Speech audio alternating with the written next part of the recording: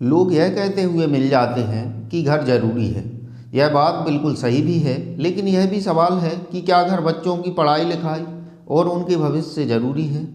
क्या घर आदमी के जीवन भर के रोजगार और अधिकार से ज़रूरी है? क्या घर माँ बाप की खुशियों और उनके इलाज से ज़रूरी है?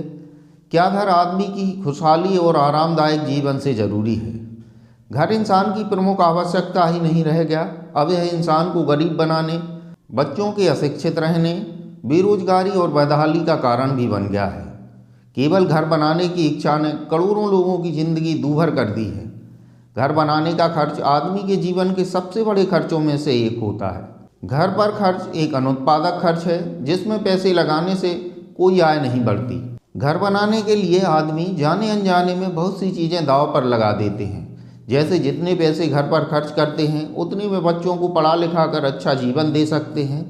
कोई काम धंधा शुरू कर बच्चों को जीवन भर का रोजगार और आय मिल सकती है, अच्छा जीवन मिल सकता है। अपने बड़े बुजुर्गों के लिए कुछ पैसे जमा कर सकते हैं, जिससे उनके जीवन में कोई परेशानी ना हो। बचत करके हमेशा के लिए गरीबी को दूर किया जा सकता है। कर्ज से हमेशा के लिए छुटकारा मिल सकता है। जब जरूरी हो तो कम लागत में घर बनाकर भी आदमी अपने जीवन को आसान बना सकता है। घर कब बनाया जा रहा है, यह भी बहुत मायने रखता है।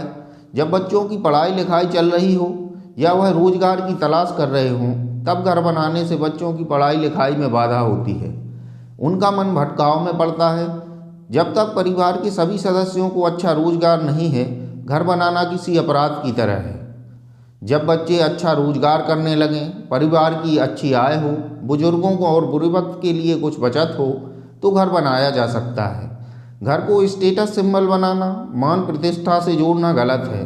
बच्चों की पढ़ाई लिखाई, माँ बाप, अच्छे रोजगार और खुशहाल जीवन से बढ़कर घर नहीं हो सकता।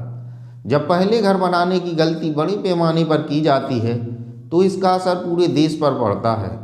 देश के धन का बहुत बड़ा हिस्सा अनुत्पादक कामों पर खर्च किए जाने से देश में बेरोजगारी बढ़ती है, लोगों की आय कम होती है, लोग गरीब बने रहते हैं।